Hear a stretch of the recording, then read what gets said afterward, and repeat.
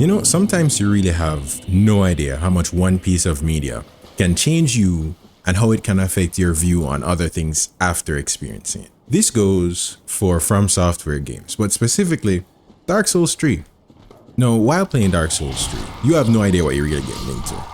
Coming from modern RPGs, me personally, I thought I knew what was up, but I was actually clueless about how this was going to affect me. Now, you've probably heard of Fromsoftware games from friends, family, more than likely people online. But they'll tell you to try the game and it's difficult, but it's a great game. These games are phenomenal. That's true. Those things are true. But they don't tell you about the fact that Fromsoftware games will affect how you look at other games. You know what? I'll say this. It instills the appreciation for challenging gameplay and it removes the need for handholding. It gets rid of all of the fluff and gives you good gameplay. And it makes sure that you're not interrupted. Fromsoftware games can literally change the way you look at other games and what you expect of other games. You can really zen out on these games. When you play Dark Souls 3, Elden Ring, or like Sekiro, these games do not get in your way. They allow you to figure out the game for yourself or give up. It's up to you. It's like the devs put faith in the players to learn the game and figure it out, and we did. Maybe you've had this feeling before, but after playing Dark Souls 3, it was weird. For me, I found that I had less patience for other games, and I've seen online where other people will have similar experiences after playing. Now, when I talk about having less patience for things, I don't mean like the learning curve or even the reward structure, but I noticed that I had less patience for interruptions, like abrupt and long cutscenes, because these things break the flow of gameplay for me. And I think many other people, even like you, have that feeling too. Now, for example, you'll be playing a game, going along your merry business, and then an abrupt cutscene appears. And no, you're forced to read through the dialogue or skip it, but you kinda don't want to skip it because if you skip it, you're not gonna know what happens in the cutscene, right? But some of these cutscenes take so long that it takes you out of the zone, it breaks your focus a bit. Let's look at another example. And this is something that I've noticed with certain games. You'll find out about a cool item online, and then you'll try to find that item, you'll try to get it, but upon researching, you'll find out that, oh, the item is not actually in the game, it's in the store. So you need to go into the store and pay real world money to get this item, as opposed to playing the game to get the item, like a new weapon, new armor piece, whatever it is.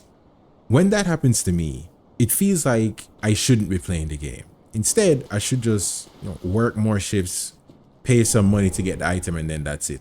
There's no reason to actually engage in the game to get these items when a majority of the cool ones are in the store as opposed to in the game.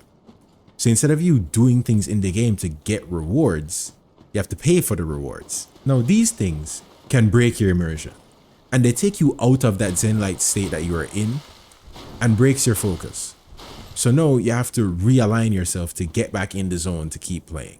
While playing Dark Souls 3, you don't have any of those things to deal with. You're allowed to explore the game world. You can do what you decide to do to progress your experience in the game. And also, all the weapons and armor pieces are available for you to just have at will. All you need to do is go and get it. And that can act as a little adventure for you to go off and try to find that specific item in game that you can continue your playthrough with. You see, the game itself gives you games within itself to play, as opposed to give you items that you need to pay to get. Now, let's say you want a specific armor set in Dark Souls. You can literally go on your own little adventure to get that armor set. So the game gives you little games within the game and rewards you for playing those little games. Now, have you ever noticed how games will give you the most OP and powerful weapons at the end of the game, and then you feel like you're missing out? Even though there are weapons that are only given to you by beating end game bosses, you don't really feel like you're missing out by not using it. because you have it available, right? You can switch to it, but you need to like change your stats. And that's something that's so cool. So if you specifically don't want to use it, you can just keep using what you're using and it's still viable. All the weapons in this game, they seem like they're viable. Like realistically, I don't think there's any weapon that you can't use and beat the game with. And it seems like these weapons were designed specifically for player choice and preference, as opposed to being made for the case of you getting a weapon, you get a new weapon, it has higher damage, and you just switch over to that. Instead, you play what you want and you use what you want. Almost all the weapons are viable if you're determined enough, really and truly. Legitimately, you can beat the game with every weapon of the starting classes, including the depraved if you're like really strong-minded. That's what I was thinking about. If you want to beat the game with the depraved class, you can do it. I wouldn't do it though, but more than likely there's someone online that's already done that. And that's what's so cool. Everything is viable. And the game is still difficult across the board on your first playthrough. The lore of these games, it's not given to you through the expected method of long exposition and cutscenes. You have to search for the information yourself and piece things together. Additionally, you can make your own meaning as to what you're experiencing. Hence why there are whole YouTube channels dedicated to the lore of Souls games. And honestly, sometimes I think those guys understand the story of Dark Souls better than the game's creators. While exploring a Fromsoftware game, you can find yourself asking questions like, why is Anna Orlando in both Dark Souls 1 and Dark Souls 3? For me personally, I was thinking this game is cycled. Like these games are all on the same planet or in the same universe, but they're cycles.